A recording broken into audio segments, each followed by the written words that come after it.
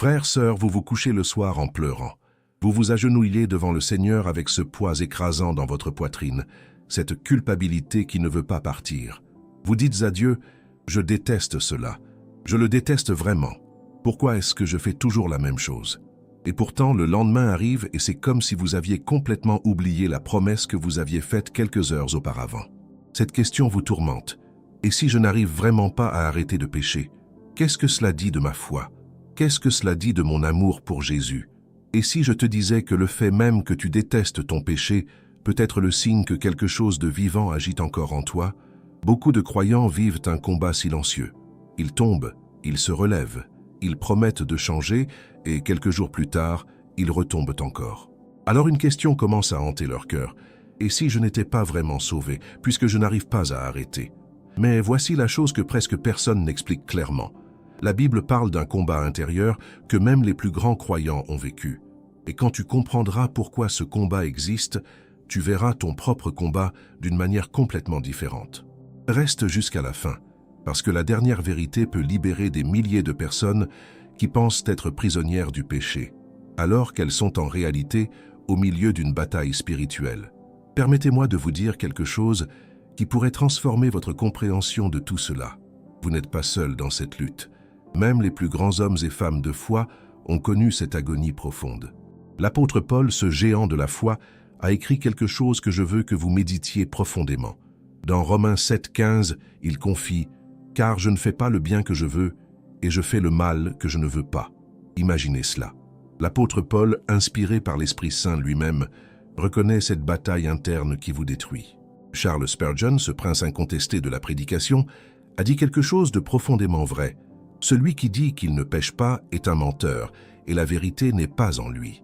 Spurgeon comprenait que cette lutte constante ne signifie pas que vous êtes rejeté de Dieu. Elle signifie que vous êtes vivant. Elle signifie que votre conscience est encore tendre envers le Saint-Esprit. Elle signifie que vous ne vous êtes pas endurci dans le péché. Beaucoup de gens pensent que devenir chrétien signifie que le péché disparaîtra d'un coup de baguette magique. Ils s'attendent à une transformation instantanée, à un moment où toutes les tentations s'évaporent et où la vie devient facile et sans épreuve. Mais ce n'est pas comment Dieu a conçu notre transformation et notre croissance spirituelle.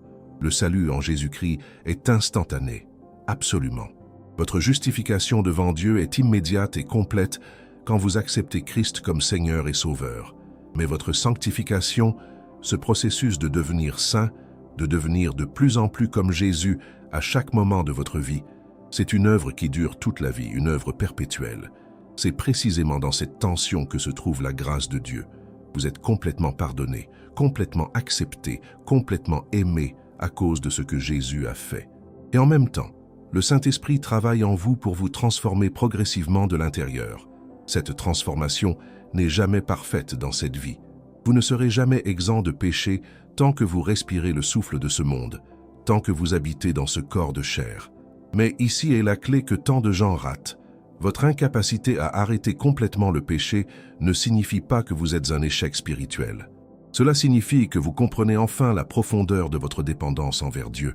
Spurgeon a aussi déclaré « La croix de Jésus n'est jamais trop dure pour nous, mais nous avons besoin de la grâce pour la porter. » Et cette grâce, mes amis, elle n'est pas basée sur votre performance.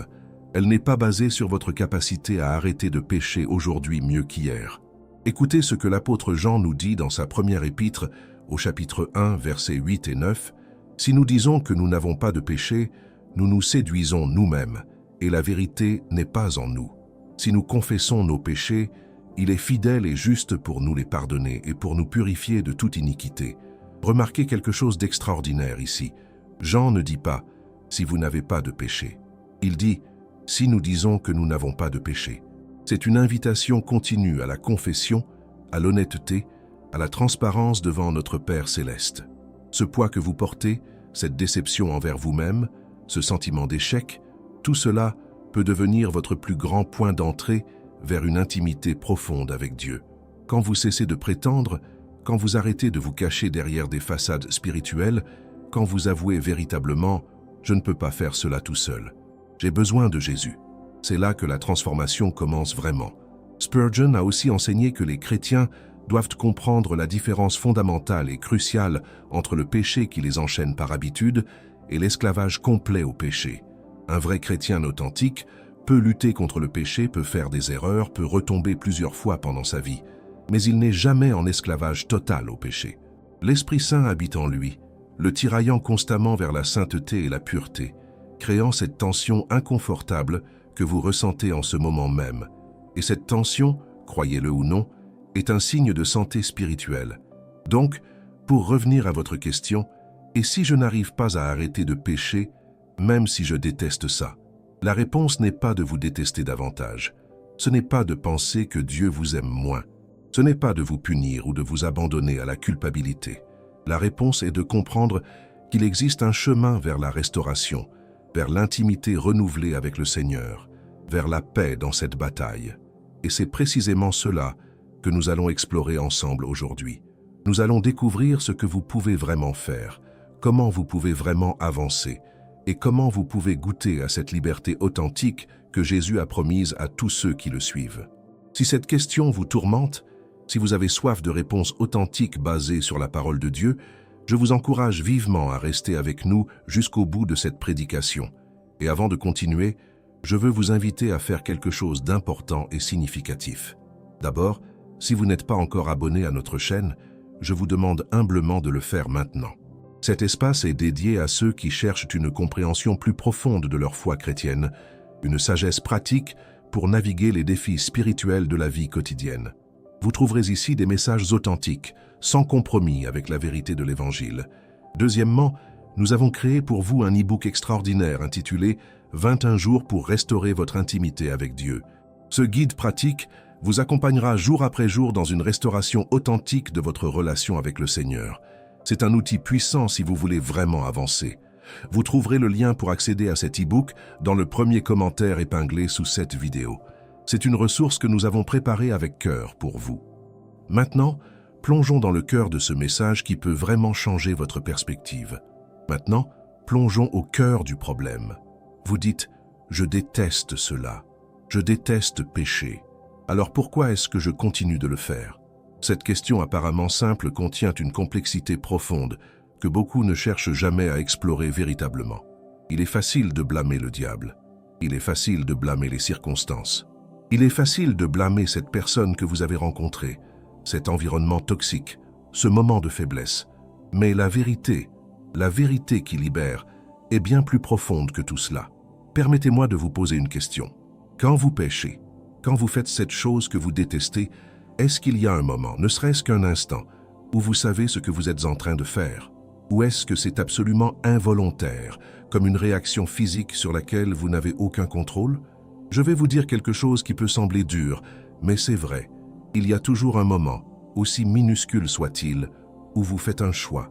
Même dans ce moment où vous dites « je suis faible », vous faites un choix. L'apôtre Paul nous donne une compréhension extraordinaire de ce processus interne. Dans Romains 6:12, il écrit « Que le péché ne règne donc point dans votre corps mortel, pour vous en faire obéir aux convoitises. » Notez bien ce mot « convoitise ». Ce ne sont pas des forces extérieures qui vous contrôlent complètement. Ce sont des désirs qui surgissent de quelque part en dedans de vous.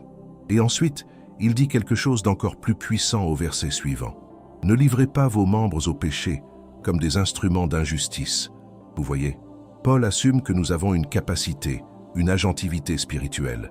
Il ne dit pas que vous êtes une marionnette sans fil. Voici ce qui se passe réellement dans votre vie spirituelle. Avant que vous ne connaissiez Jésus-Christ, le péché était votre Seigneur et Maître absolu. C'était votre Maître incontesté. Vous n'aviez pas vraiment de choix. Vous étiez esclave de vos pulsions, de vos désirs, de cette machine à pécher qu'était votre nature. Mais quand vous avez accepté Jésus, quand vous vous êtes repenti et avez cru en lui, quelque chose d'extraordinaire s'est produit en vous. Vous avez été racheté, libéré du prix de votre propre culpabilité. Vous avez été libéré de cet esclavage total et complète au péché. Maintenant, le péché est toujours une tentation, c'est vrai, mais ce n'est plus votre Seigneur. C'est un ennemi vaincu qui essaie désespérément de vous faire croire qu'il a encore du pouvoir sur vous. Et c'est précisément là que réside votre lutte. Vous êtes maintenant un terrain contesté, si je puis dire. D'un côté, le Saint-Esprit habite en vous, vous créant une faim pour la sainteté. De l'autre côté, la chair, cette partie de vous qui aime encore les choses du monde, cette partie qui a des habitudes enracinées, des pensées familières, des chemins bien tracés. C'est cette tension qui vous rend fou. Et cette tension n'est pas une preuve que vous avez échoué. C'est une preuve que vous avez été transformé. Pensez à cela d'une autre manière. Imaginez quelqu'un qui a été emprisonné pendant 40 ans. Un jour, il est libéré. Mais son corps connaît la prison. Son esprit connaît la prison. Les routines de la prison sont ancrées dans chaque cellule de son être. Maintenant, il est libre, mais il doit réapprendre comment vivre en liberté. Il doit créer de nouvelles habitudes. Il doit reconfigurer sa pensée. Cela ne se fait pas du jour au lendemain. Et pendant ce temps, il peut commettre des erreurs. Il peut avoir des jours où il agit comme s'il était toujours enfermé. Mais c'est un processus de transition, pas une preuve que la liberté n'est pas réelle. La parole de Dieu adresse cela directement. Dans Éphésiens 4, 22 à 24, Paul écrit « Dépouille-toi, suivant ta conduite passée, du vieil homme qui se corrompt par les convoitises trompeuses, sois renouvelé dans l'esprit de ton intelligence, et revête-toi du nouvel homme, créé selon Dieu dans une justice et une sainteté que produit la vérité. » Notez le langage. Dépouille-toi, revête-toi. Ce sont des actions, ce sont des choix. C'est un processus actif où vous participez à votre propre transformation. Maintenant, comprenez ceci. Votre conscience qui vous tourmente, ce sentiment de culpabilité que vous ressentez quand vous péchez, ce n'est pas un signe que Dieu vous a abandonné. C'est exactement le contraire. C'est le Saint-Esprit qui travaille. C'est la conviction du péché. Jésus lui-même a dit que l'Esprit convainc le monde en ce qui concerne le péché. Si vous ne ressentiez rien, si vous péchiez sans remords, ce serait le vrai problème. Mais vous êtes ici, troublé, dérangé, cherchant des réponses. C'est un bon signe. C'est un signe que Dieu ne vous a pas lâché. Mais il y a quelque chose de crucial que vous devez comprendre sur la nature même de vos tentations. Beaucoup de gens pensent que les tentations arrivent simplement comme ça, complètement de l'extérieur, et qu'elles nous assaillent. Mais Jacques, le frère de Jésus, nous donne une image différente. Dans Jacques 1, 14 et 15, il écrit « Mais chacun est tenté quand il est attiré et amorcé par sa propre convoitise. Puis la convoitise, lorsqu'elle a conçu, enfante le péché. Et le péché, quand il est consommé, produit la mort. » Voir cela, c'est une naissance. Ce n'est pas quelque chose qui vous tombe dessus. C'est quelque chose qui se développe de l'intérieur vers l'extérieur.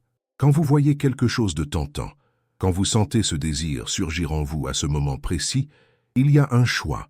Vous pouvez entretenir ce désir, le nourrir, le développer. Ou vous pouvez le reconnaître pour ce qu'il est, une tentative de votre ancienne nature de reprendre le contrôle. Vous pouvez dire non, pas de manière faciliste, pas avec une simple formule magique, mais vous pouvez le faire. Et à chaque fois que vous dites non, à chaque fois que vous résistez, même si vous échouez souvent, vous renforcez cette capacité de dire non pour la prochaine fois. Voici la clé que nous devons établir maintenant avant de continuer plus loin. La lutte que vous traversez, la difficulté à arrêter de pécher, n'est pas une anomalie, c'est la vie chrétienne normale, c'est la croissance spirituelle, c'est le processus de sanctification qui prend toute une vie. Et comprendre cela change tout. Cela change votre perspective sur votre propre échec. Cela change votre compréhension de vous-même. Vous n'êtes pas un échec, vous êtes en transformation. Et cette transformation, bien qu'elle soit inconfortable, est le plan parfait de Dieu pour vous. Maintenant que nous avons compris la nature véritable de la lutte, il est temps de découvrir ce que vous pouvez vraiment faire. Il est temps de passer de la compréhension du problème à la mise en place de solutions concrètes et spirituelles. Maintenant que nous comprenons vraiment la bataille qui se déroule en vous, il est temps de vous donner les outils, les stratégies, les armes spirituelles qui peuvent transformer votre lutte. Car Dieu ne vous abandonne jamais avec un problème sans vous donner aussi les moyens de le surmonter. C'est la nature de notre Père céleste. Il ne nous dit jamais « luttez contre cela seul ». Il nous dit « voici comment nous allons combattre cela ensemble ». La première et la plus fondamentale de toutes les stratégies est celle-ci. Vous devez comprendre que vous n'êtes pas seul dans cette bataille. Ce n'est pas vous contre votre péché, c'est vous, armés par Dieu, contre votre péché. L'apôtre Paul nous donne une image puissante dans Éphésiens 6, 10 et 11. « Au reste, fortifiez-vous dans le Seigneur, et par sa puissance toute puissante, revêtez-vous de toute l'armure de Dieu, afin de pouvoir tenir ferme contre les ruses du diable. » Remarquez comment Paul pense à cela. Ce n'est pas une bataille que vous menez avec votre propre force, c'est une bataille que vous menez avec la puissance de Dieu qui coule à travers vous. Mais comment accédez-vous à cette puissance? comment la rendez-vous réelle dans votre vie quotidienne, dans ces moments où la tentation surgit soudainement, où vous sentez ce désir monter en vous, où votre volonté semble s'effondrer? C'est là que nous devons parler de ce que j'appellerais les 4 piliers pratiques de la victoire spirituelle. Le premier pilier est la connaissance de vous-même. Vous devez identifier précisément vos points faibles. Ce n'est pas générique. Ce n'est pas « je suis faible ». Cela doit être spécifique. Qu'est-ce qui vous fait tomber exactement? À quel moment du jour? Dans quel environnement? Avec quelle personne? Après quel type de conversation ou d'événement? Quand vous pouvez nommer votre ennemi avec précision, vous pouvez vous préparer à le combattre. David ne s'est pas présenté au combat contre Goliath en disant simplement « je suis fort ». David a étudié son ennemi. Il a compris ses mouvements. Et c'est précisément cela que vous devez faire avec vos tentations. Ensuite, une fois que vous connaissez vos points faibles, vous devez créer ce que j'appellerais des routes de fuite préméditées. Dieu, dans sa miséricorde, nous a promis quelque chose d'extraordinaire. Dans 1 Corinthiens 10:13, Paul écrit « Aucune tentation ne vous est survenue qui n'ait été humaine, et Dieu qui est fidèle ne permettra pas que vous soyez tentés au-delà de vos forces. Mais avec la tentation, il préparera aussi le moyen d'en sortir, afin que vous puissiez la supporter. » Vous voyez, Dieu n'a pas promis qu'il n'y aurait pas de tentation. Il a promis qu'il y aurait toujours une sortie, une voie d'échappement. Mais voici ce qui est crucial. Cette voie d'échappement doit être trouvée avant la tentation, pas pendant. C'est comme planifier sa sortie d'un immeuble avant l'incendie, pas au moment où les flammes arrivent. Si vous savez que vous êtes faible à un moment particulier, si vous savez qu'une certaine personne ou un certain lieu vous met en danger, préparez votre réponse d'avance. Dites à un ami de qui vous pouvez vous confier. Créez une route alternative. Ayez une activité prête à faire. Mettez en place une barrière entre vous et la tentation. Le deuxième pilier est la réorientation de vos pensées. C'est peut-être le plus important de tous. Vous voyez, le péché ne naît pas d'abord dans votre action. Il naît d'abord dans votre pensée. C'est pourquoi Paul nous dit dans 2 Corinthiens 10:5 « Nous amenons toute pensée captive à l'obéissance de Christ. » Toute pensée. Pas seulement les mauvaises pensées. Pas seulement les pensées qui semblent directement pécheresses. Toute pensée. Cela signifie que vous devez devenir conscient de ce qui se passe dans votre esprit. Quand une pensée tentante arrive, vous n'êtes pas obligé de la retenir. Vous n'êtes pas obligé de la méditer. Vous pouvez la reconnaître pour ce qu'elle est, une suggestion, une offre que le péché vous fait. Et vous pouvez dire non à cette suggestion. Vous pouvez la remplacer par une autre pensée. Vous pouvez penser à quelque chose qui est vrai, quelque chose qui est noble, quelque chose qui est juste. C'est une discipline, c'est une pratique, mais c'est quelque chose que vous pouvez faire. Le troisième pilier est la purification de votre environnement. Et ici, je parle littéralement.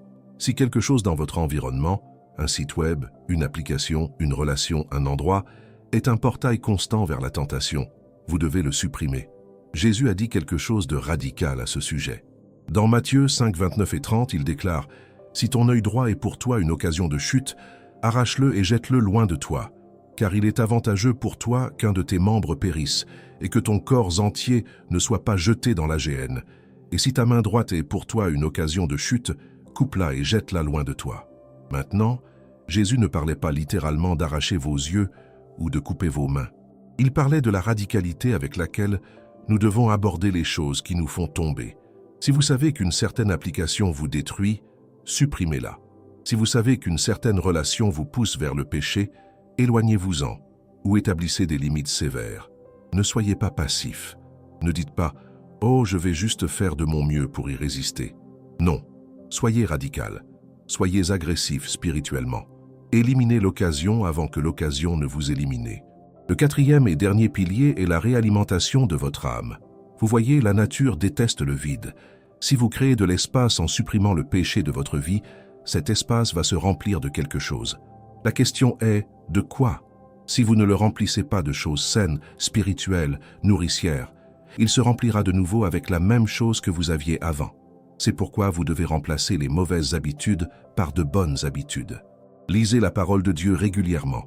Priez avec sincérité. Passez du temps en adoration. Développez des amitiés qui vous renforcent spirituellement. Trouvez une communauté d'église vivante où vous pouvez être transparent et responsable. Méditez sur les promesses de Dieu. Chantez. Servez les autres. Ces activités ne sont pas des ornements optionnels pour votre vie chrétienne. Ce sont des munitions essentielles dans votre arsenal contre le péché. Voici quelque chose de remarquable. Quand vous commencez à nourrir vraiment votre âme avec Jésus, quand vous commencez à goûter à sa présence, à expérimenter son amour, à comprendre profondément son acceptation, quelque chose change. Les choses qui vous attiraient autrefois commencent à perdre leur pouvoir sur vous. Non pas parce que vous avez échoué à les désirer suffisamment, mais parce que vous avez découvert quelque chose de tellement plus excellent, tellement plus satisfaisant. Maintenant, vous avez les stratégies, vous avez les outils, mais il y a quelque chose de plus profond que vous devez comprendre avant de pouvoir vraiment avancer, et c'est ce vers quoi nous nous dirigeons maintenant. Laissez-moi être honnête avec vous. Même avec tous les outils, toutes les stratégies, toutes les disciplines que nous venons de discuter, vous allez échouer. À un moment donné, vous allez retomber. Peut-être aujourd'hui, peut-être demain, peut-être la prochaine semaine. Et à ce moment-là, ce sentiment de culpabilité reviendra. Ce poids écrasant s'installera dans votre poitrine. Vous vous poserez cette question torturante, quand cessera-t-il enfin? Et je veux que vous entendiez quelque chose de profondément rédempteur en ce moment même. Cet échec, aussi douloureux qu'il soit, n'annule pas ce qui s'est passé à la croix. Vous voyez, il y a quelque chose que nous devons clarifier complètement. Votre capacité à arrêter de pécher n'est pas ce qui vous maintient dans la faveur de Dieu. Ce n'est pas votre performance, votre discipline, votre volonté qui vous garde accepté par le Père. C'est ce que Jésus a déjà accompli. C'est sa justice imputable, son sacrifice parfait, son amour inviolable.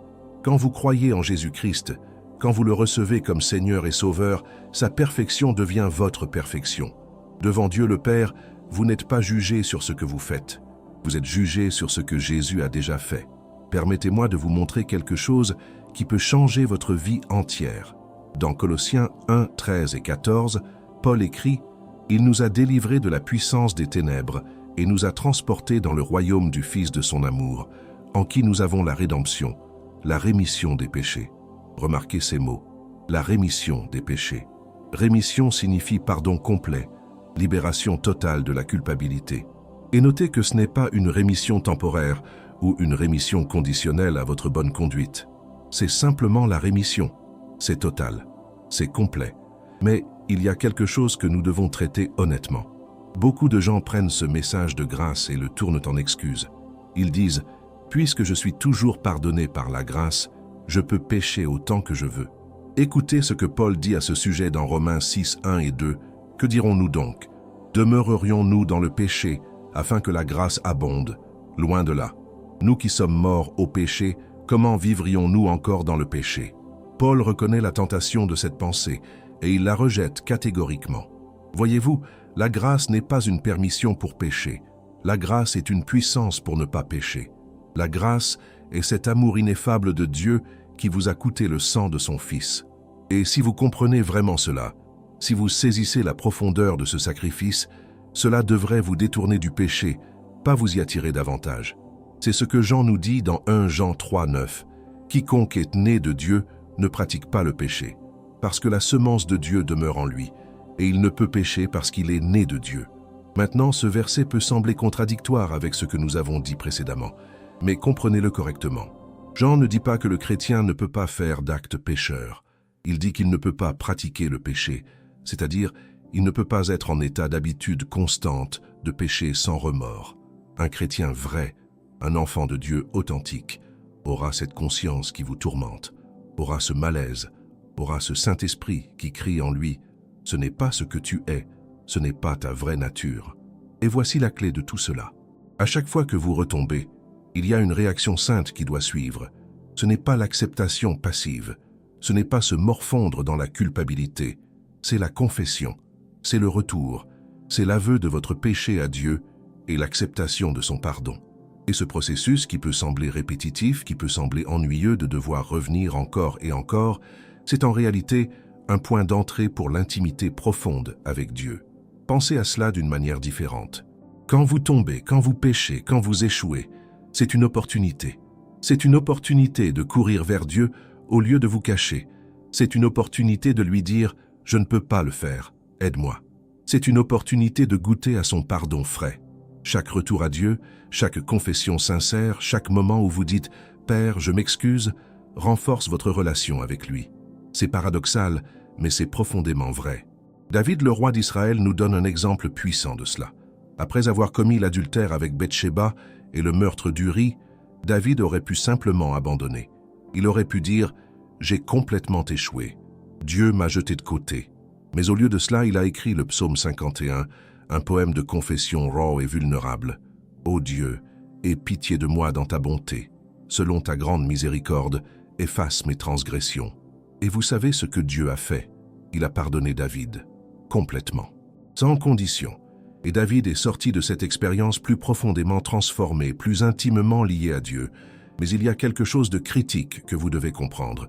Il y a une différence entre chuter une fois et vivre dans un modèle continu de chute. Si vous demandez le pardon et 1 heure plus tard vous êtes en train de commettre le même péché, vous devez vous poser des questions. Pas des questions accusatrices, pas des questions de condamnation, mais des questions honnêtes. Suis-je vraiment déterminé à changer? Mets-je réellement en place les stratégies dont nous avons parlé? Suis-je en train de nourrir mon âme avec les bonnes choses? Suis-je en communauté où je peux être tenu responsable? Vous voyez, la grâce n'est pas une couverture pour votre inaction. C'est une puissance pour votre transformation. Et cette transformation prend du temps, parfois des années. Parfois c'est un processus à long terme, mais c'est un processus réel.